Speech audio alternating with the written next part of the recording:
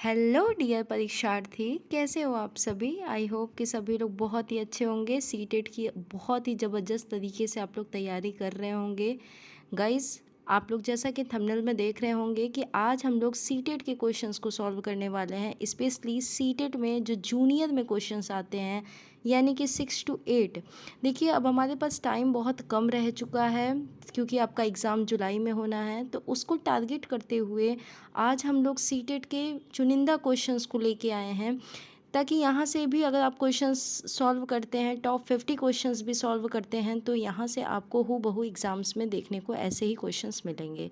तो guys, pedagogy तो आता ही आता है, साथ ही साथ में हमें यहाँ से देखना है कि 15 क्वेश्चंस आपके जो जूनियर में होते हैं वो फैक्ट बेस पे होते हैं, फैक्चुअल होते हैं एक तरीके से कहा जाए। तो आइए आज हम जानेंगे कि यहाँ पे फ्यूचर मंत्रा बाय रुचि मैम पे, रुचि मैम की मेहनत आपको अगर पसंद आ रही हो गाइस, तो सेशन को शेयर करते रहिएगा और लोगों तक पहुँचाइएगा, ताकि यहाँ से सीटेट के हर एक परीक्षार्थी को यहाँ से एक बेस्ट कंटेंट मिल पाए। ओके गाइस, तो चलते हैं अपना पहला रिवीजन बैच जो हमारा सीटेट 2024 को हम लोग टारगेट कर रहे हैं, उसका पहला क्वेश्चंस देखते हैं क्या कहता है। निम्नलिखित में से कौन सी धातु वायु के साथ अभिक्रिया नहीं करती है। तो सबसे पहली बात है, पूछा गया है अभिक्रिया नहीं करती है, तो हमें देखना होगा कि जो हमारी प्रतिक्रियाशीलता होती है, प्रतिक्रियाशीलता, उसमें उसकी श्रृंखला होती है गाइस, प्रतिक्रियाशीलता की श्रृंखला होती है। उस श्रृंखला की अगर हम बात करते हैं तो उसमें धातु, कौन सी धातु बाद में आती है। क्योंकि अगर हम कहते हैं कि देखिए, यहाँ से आपको दिखाते हैं कि अगर हम यहाँ पे के यानी कि पोटेशियम, सोडियम लेते हैं, कैल्शियम लेंगे, मैग्नीशियम लेंगे, इसी तरीके से हम आगे की ओर बढ़ते जाएंगे तो हमारा बाद में पड़ता है एजी, जिसे हम अगर हम कहते हैं एजी, एयू, है ना, एयू, ये बाद में पड़ता है। तो यानी कि स्वर्ण यानी सोना जो होता है, अगर हम उसकी बात करते हैं तो उसकी प्रतिक्रियाशीलता बहुत कम होती है, जिसके कारण वे वायु से अभिक्रिया नहीं कर सकती है। बहुत ही प्रतिक्रियाशीलता उसकी काफ़ी कम होती है। तो यहाँ पे सोना तो हमें मिल गया, अब सोने के साथ और कौन सा धातु हो जाएगा देखेंगे। ऑप्शन में आपको 2 ऑप्शन में दिख रहे होंगे कि सोना है, लेकिन तीसरे की अगर हम बात करें तो गाइज इसमें निकिल नहीं होगा, बी ऑप्शन आपका राइट हो जाएगा, लेकिन इसमें सोना और प्लैटिनम आपका राइट आंसर हो जाएगा। यहाँ से सोना और प्लैटिनम यहाँ से आपका राइट आंसर हो जाएगा। चलिए नेक्स्ट क्वेश्चन की ओर देखते हैं। नेक्स्ट दूसरा क्वेश्चन क्या कहता है। दूसरा क्वेश्चन, किसने यह खोजा है कि हर 8वां तत्व के गुण पहले गुण के समान होते हैं। तो गाइज ये बहुत इंपॉर्टेंट सवाल है। जैसा कि हम इसमें चारों ही एक्सप्लेनेशन को देखेंगे, चारों ही जितने भी ऑप्शन दिए गए हैं सभी का एक्सप्लेनेशन देखेंगे। यहाँ से समझिएगा कि किसने खोजा है कि हर 8वें तत्व के गुण पहले समान होते हैं। तो याद रखिएगा, इसे अष्टक नियम भी कहते हैं। जिन्होंने खोजा है उनका नाम होता है क्या, इसे अष्टक नियम भी कहते हैं। और जिन्होंने खोजा है उन्हें हम न्यूलैंड के नाम से जानते हैं। ठीक है, न्यूलैंड। अगर हम बात कर रहे हैं मोज़ले ने क्या किया है, तो आधुनिक परमाणु मॉडल की खोज की है, यानी कि मॉडर्न पीरियोडिक टेबल की खोज की है। अगर हम डोबरनर की बात कर रहे हैं तो इन्होंने त्रिक नियम दिया है, जिन्होंने बताया था कि त्रिक नियम, इन्होंने बताया था कि 2 तत्व किनारे किनारे के तत्व को जोड़ देने पे ही बीच का तत्व का परमाणु भार आ जाएगा। ठीक है, इन्होंने बताया था। लेकिन मेंडलीव साहब ने क्या दिया था, मेंडलीव साहब ने बताया था कि भौतिक तत्व, किसी भी तत्व के भौतिक या रासायनिक गुण उनके परमाणु भार के अनुक्रमानुपाती होते हैं, जिसकी वजह से इनका परमाणु मॉडल फेल कर गया था। और फिर जो मोजले साहब आए उन्होंने बताया कि किसी के तत्व का आवर्ती फलन यानी कि भौतिक तथा रासायनिक गुण उनके परमाणु क्रमांक के अनुक्रमानुपाती होते हैं, यानी कि आवर्ती फलन होते हैं। ठीक है, तो यहाँ से हम चारों ऑप्शन का एक्सप्लेनेशन जान चुके हैं। यहाँ से आपका राइट आंसर हो जाएगा 8वें तत्व का गुण पहले तत्व के गुण के समान होता है, वह तत्व आपका क्या कहलाता है, किसने दिया है, अष्टक तत्व कहलाता है, और दिया है आपके न्यूलैंड महोदय ने। ठीक है गाइस, और आप लोग चैनल को सब्सक्राइब कर लीजिएगा, लाइक करिएगा। ओके, चलिए सेशन आपको अच्छा लग रहा हो तो चलिए नेक्स्ट देखते हैं। तीसरा क्वेश्चन क्या कहता है। तीसरा देखिएगा, निम्न में से कौन सा कथन सही है? कथन आपको बताना है, तो सबसे पहले हमें तो पता होना चाहिए कि कितने ग्रुप में कितने तत्व होते हैं। अगर हम फर्स्ट की बात करें, यहाँ से ध्यान दीजिएगा, फर्स्ट ग्रुप की बात करते हैं तो इसके लास्ट में 2 तत्व होता है। सेकंड की अगर हम बात करें तो 8 होता है। अगर थर्ड की हम बात करते हैं तो थर्ड में 8 होता है। फिर 18 की श्रृंखला चलती है, फिर 18 की श्रृंखला चलती है, फिर हमारा 32, फिर 32 की श्रृंखला चलती है। ठीक है, अब हम यहाँ से मैच कर सकते हैं। अगर हमें इतना पता है तो हम मैच कर सकते हैं। चौथे और पाँचवें तत्व में 18 तत्व होते हैं। आइए देखते हैं। चौथे यानी कि पहला, दूसरा, तीसरा, चौथा, चौथे और पाँचवें में 18 तत्व होते हैं। एकदम राइट आंसर है यहाँ से, यानी कि ये हमारा पहला कथन सत्य हो गया। ठीक है, नेक्स्ट क्या कहता है? नेक्स्ट देखिएगा, 7वां आवर्त अपूर्ण है जिसमें 33 तत्व हैं। 33 तो किसी में था ही नहीं, हम कितना था? 32 था, तो ये एकदम रॉन्ग हो गया हमारा। 6वें आवर्त में 32 तत्व होते हैं, तो आपने देखा कि नीचे वाले जो तत्व थे उसमें कितने थे? तो उसमें कहीं ना कहीं 32 तत्व शामिल हैं। तो एकदम आंसर सही है कौन सा? पहला और तीसरा। ठीक है, पहला और तीसरा आपका राइट आंसर हो जाएगा। ए फॉर अमेरिका यहाँ से राइट आंसर हो जाएगा। चलिए नेक्स्ट देखते हैं। नेक्स्ट क्वेश्चन क्या लिखा है? नेक्स्ट मोस्ट इंपॉर्टेंट है, मोस्ट इंपॉर्टेंट है। अगर हम कहें कि जीएस के क्वेश्चंस में भी ये क्वेश्चंस कई बार देखने को मिले हैं, सीटेट का तो फेवरेट क्वेश्चंस है। ठीक है, आइए देखते हैं। जिप्सम का रासायनिक सूत्र है, कौन सा होता है जिप्सम का रासायनिक सूत्र? देखिए, कैल्शियम से रिलेटेड 3 क्वेश्चंस आपसे बन सकते हैं। कौन कौन से? पहले क्वेश्चंस आपसे बन सकते हैं कि कैल्शियम यानी कि ब्लीचिंग पाउडर का फॉर्मूला क्या होता है। ध्यान दीजिएगा गाइस, CaOCl2 ये ब्लीचिंग पाउडर का फॉर्मूला होता है। अगर हम जिसे कहते हैं प्लास्टर ऑफ पेरिस यानी कि CaSO4 हाफ H2O, ये होता है आपका प्लास्टर ऑफ पेरिस, जिसे हम पॉप भी कहते हैं, POP, pop, plaster of Paris. लेकिन यहाँ पे जिप्सम पूछा है तो यहाँ पे हो जाएगा CaSO4 2H2O। अगर इसी का हम हाफ कर देंगे तो पॉप हो जाएगा, यानी कि आपका प्लास्टर ऑफ पेरिस हो जाएगा। और अगर हम डबल कर देते हैं तो वहाँ पे हमारा जिप्सम आ जाएगा। ओके गाइस, तो चौथा क्वेश्चन आपको समझ में आ चुका होगा। आइए 5वें क्वेश्चन पे चलते हैं। 5वां क्वेश्चन क्या कहता है? गैल्वेनीकरण जंग से बचाने वाली इस्तेमाल यानी कि बचाने वाली एक प्रक्रिया है जिसमें स्टील और लोहे पर कोटिंग का इस्तेमाल किया जाता है। एकदम सही है। आपने देखा होगा कि जंग लगने से हम लोग क्या करते हैं, इस पर किसका वो कर देते हैं, गैल्वेनाइजेशन कर देते हैं, यानी कि किसकी परत चढ़ा देते हैं? तो जिंक की परत यानी Zn की परत चढ़ा देते हैं। ओके, तो यहाँ से आपका राइट आंसर क्या हो जाएगा? जिंक, D फॉर डेनमार्क, यहाँ से सभी का राइट आंसर हो जाएगा। आइए नेक्स्ट क्वेश्चन यहाँ पे देखते हैं। जेट्रोफा, देखिए 6वां क्वेश्चन, कमेंट में कमेंट करिएगा, बताइएगा कि आपको क्वेश्चंस के लेवल कैसे लग रहे हैं। देखिए, जेट्रोफा नामक वनस्पति में निम्नलिखित में से किस ईंधन का निर्माण होता है? जेट्रोफा की अगर हम बात करें तो सबसे पहले यहाँ से क्वेश्चन बनता है जेट्रोफा का दूसरा नाम क्या होता है? तो सबसे पहले रतनजोत, रतनजोत कहा जाता है जेट्रोफा का दूसरा नाम। सीटेट के लिए मोस्ट इंपॉर्टेंट वर्ड है, ध्यान दीजिएगा, रतनजोत। अब इसके फलों में एक बीज पाए जाते हैं। अगर हम बात करते हैं वहाँ से ईंधन की, तो कौन से ईंधन का निर्माण होता है? तो बायोडीजल का निर्माण होता है। ओके गाइस, बायोडीजल का निर्माण होता है। चलिए नेक्स्ट क्वेश्चन, 7वां क्वेश्चन देखते हैं।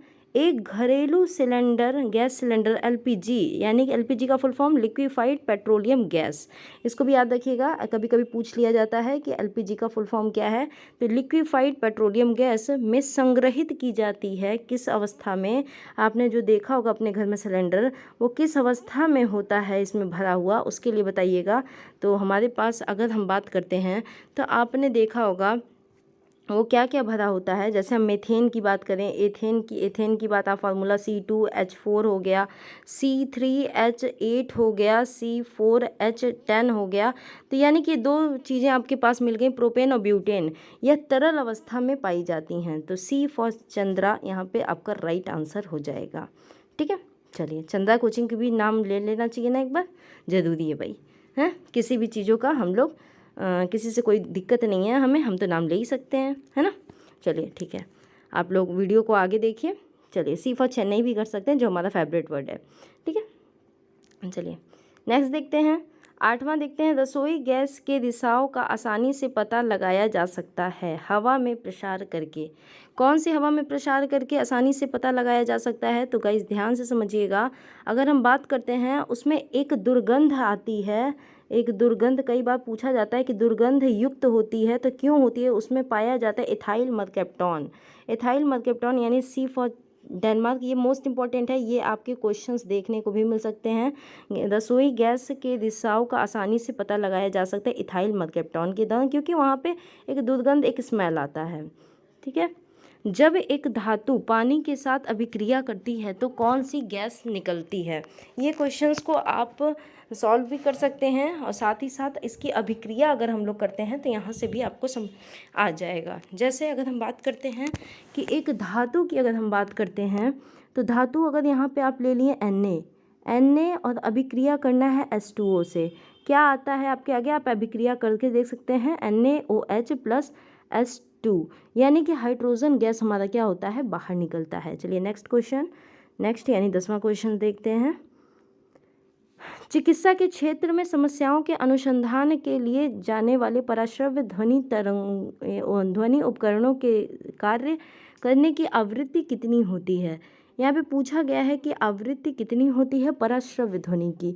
तो पहली बात तो मैंने आपको बताया था कि कभी भी कंपन होता है तो वहाँ से उत्पन्न होती है ध्वनि तरंगे, और ध्वनि तरंगों को 3 भागों में बांटा जाता है। कौन कौन से? एक इंफ्रासोनिक होती है, एक आपके ऑडिबल साउंड होता है और दूसरा आपका अल्ट्रासाउंड होता है। ठीक है, तो अल्ट्रासाउंड की बात पूछ रहा है तो अवश्रव्य जो होता है वो 20 हर्ट्ज से कम होता है, और जो ऑडिबल सोनिक वेव होता है वो जो है कि 20 से 20,000 हर्ट्ज तक होता है। लेकिन जो अल्ट्रासोनिक होती है, जो बैट यानी कि चमगादड़ में पाई जाती है, वो आपका बी फॉर बॉम्बे, यहाँ पे 20,000 हर्ट्ज से अधिक होती है। ओके गाइस, चलिए नेक्स्ट क्वेश्चन 11वां नंबर का क्वेश्चन देखते हैं। 11 नंबर क्या कहता है, उच्च प्राथमिक स्तर पर विज्ञान सीखने का नीचे दिए गए कौन सा उद्देश्य वांछनीय नहीं है? तो याद रखिएगा, वांछनीय उद्देश्य बोला है, देखिए आवश्यक प्रक्रिया कौशलपण अर्जित करना एकदम सही है, लेकिन वांछनीय उद्देश्य कौन सा नहीं है? यहाँ पे देखिए, प्रतियोगी परीक्षा में अच्छा प्रदर्शन करना, ये कोई बात नहीं हुई कि आप किसी प्रतियोगिता में ये दिखाने के लिए पढ़ते हैं और अच्छा प्रदर्शन करते हैं कि मैं अच्छा करूँगा तो उससे कंपटीशन की भावना आएगी। तो जहाँ पे भेद भावना की बात की जाती है वो कभी भी अच्छा प्रदर्शन नहीं होता, तो यहाँ पे ये माना जाएगा। तो ये कोई उद्देश्य नहीं था, बी फॉर बॉम्बे यहाँ से राइट आंसर हो जाएगा। तार्किक सोच विकसित करने के लिए एकदम राइट आंसर है। वैज्ञानिक साक्षरता अर्जित करने के लिए ये भी आपका राइट हो जाएगा, तो यहाँ पे बी आंसर राइट हो जाएगा। चलिए 12वां क्वेश्चन देखते हैं। 12वां क्वेश्चन क्या कहता है, विज्ञान शिक्षण में रोल प्ले की तकनीकी को एक प्रभावी नीति का कारण यह है कि यह छात्रों को सामाजिक कुशलताओं को बढ़ावा दे सकती है, यह अधिगम प्रक्रिया में एक रास्ता को तोड़ना सुनिश्चित करती है, यह वास्तविक जीवन के किसी भी भूमिका को अच्छी प्रकार से समझाना सुनिश्चित करती है, या फिर यह अधिगम प्रक्रिया में छात्र की सक्रिय भागीदारी सुनिश्चित करती है। तो याद रखिएगा, जब भी विज्ञान शिक्षण की बात आएगी, देखिए मैं आपको कीवर्ड बता रही हूँ, जब भी विज्ञान शिक्षण की बात आएगी तो यहाँ पे बात की जाएगी कि बालक का सक्रिय योगदान, बालक करके कितना सीख रहा है। तो यहाँ से डी फॉर डेनमार्क आपका राइट आंसर हो जाएगा। कभी भी विज्ञान शिक्षण की बात करें तो हम या तो उन्हें भ्रमण विधि द्वारा या फिर करके सीखने के लिए या फिर प्रयोग विधि द्वारा उन्हें बता सकते हैं। तो यहाँ पे अधिगम प्रक्रिया में छात्र की सक्रिय भागीदारी सुनिश्चित करता है। ठीक है, 13वां क्वेश्चन देखते हैं। 13वां क्वेश्चन क्या कहता है, विज्ञान को प्रश्न करना, खोजबीन करना, स्वयं करना और अन्वेषण करना माना जाता है। विज्ञान शिक्षण के समय दीपिका द्वारा कराए गए नीचे दिए गए क्रियाकलापों में से कौन सा उन मानदंडों को संतुष्ट करने के लिए सबसे उपयुक्त होता है? बताएंगे आप लोग 13वें के लिए सभी लोग आंसर। तब तक मैं आपका 1 मिनट के लिए कमेंट लेती हूँ। चलिए कमेंट करिएगा एक बार, सभी लोग एक बार कमेंट करिएगा। चलिए, तो अगर हम बात करते हैं कि किसी भी चीज़ के प्रश्न करना हो या खोजबीन करना हो, स्वयं अन्वेषण करना हो, स्वयं का खोज करना हो, तो सबसे पहले हमें आवश्यक होता है कि स्वयं सामान्य रोगों पे सामूहिक चर्चा करना। जब तक आप चर्चा नहीं करेंगे तब तक यह चीज़ें हम नहीं बता सकते या खोज नहीं कर सकते। जब तक हमें प्रश्न नहीं उठेंगे तब तक हमारा डिबेट्स नहीं होगा और हम एक चीज़ों को नहीं समझ पाएंगे, खासकर विज्ञान की चीज़ों को। ठीक है। 14वां देखिएगा, राष्ट्रीय पाठ्यचर्या यानी कि एनसीएफ की बात कर रहा है। 2005 में यह अनुशंसा सिफारिशों की गई कि उच्च प्राथमिक स्तर पे विज्ञान शिक्षण में अधिक बल दिया जाना चाहिए। बताएंगे कब दिया जाना चाहिए? तो यहाँ चारों ऑप्शन को आप देखिएगा। तो सबसे पहली बात है, तभी बल देना चाहिए जहाँ पे कक्षा की पढ़ाई को विद्यालय के बाहर की पढ़ाई से संबंधित कर दी जाए। यानी कि बाहर का जो हमारे साथ चल रही होती है उसे हम कहीं ना कहीं, अगर हमें वातावरण के बारे में जानकारी देना है तो कहीं ना कहीं हमें आसपास की चीज़ों से उन्हें जोड़ के बताना पड़ेगा। ठीक है। 15वां क्वेश्चन आइए देखते हैं। देखिए, कॉन्सेप्ट के साथ साथ कहीं ना कहीं फैक्ट के साथ साथ आपको थोड़ा सा पेडागोजी का भी हम यहाँ पे बता रहे हैं। देखिए, 15वां क्वेश्चन, किसी छात्र के पास हल्दी का गाढ़ा पेस्ट, इस पेस्ट को हाइड्रोक्लोरिक अम्ल और सोडियम हाइड्रोक्साइड, याद रखिएगा हल्दी का जब भी जैसे लिटमस पेपर द्वारा हम जानते हैं किसी चीज़ का प्रयोग करते हैं कि यह अम्ल है कि क्षार है, वैसे ही हाइड्रोक्लोरिक अम्ल में अगर हल्दी का पेस्ट डालते हैं, गाढ़ा पेस्ट, तो हमेशा पीलापन दिखता है और सोडियम हाइड्रोक्साइड को डालेंगे तो हमेशा लाल कलर का रंग देता है। तो डालने पे किन रंगों का परीक्षण करेगा? तो हाइड्रोक्लोरिक यानी HCl के साथ पीला और सोडियम हाइड्रोक्साइड के साथ लाल रंग देगा। तो 15वें का डी आंसर यहाँ से राइट आंसर हो जाएगा। तो गाइस, आज के सेशन में हम लोगों ने 15 क्वेश्चंस की श्रृंखला को किया है। सीटेट के 15 क्वेश्चंस को आपने देखा यहाँ पे।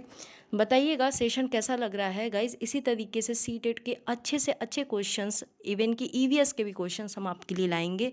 और डेली आप लोग BPSC के स्टूडेंट होंगे तो BPSC के प्लेलिस्ट में जाके देखिएगा। BPSC को आपके सारे कंटेंट वहाँ पे मिल जाएंगे साइंस के।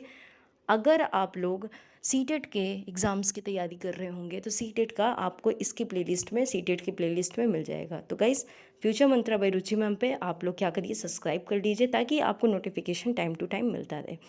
ठीक है गाइस, तो आज तक इतना ही। आज के बाद कल आपको ऐसे ही वीडियो, अच्छी अच्छी वीडियो लेने के लिए, कंटेंट बेस्ड, इवन कि एक अच्छा कंटेंट, थोड़े ही टाइम में एक अच्छा कंटेंट लेने के लिए चैनल को सब्सक्राइब कर लीजिए।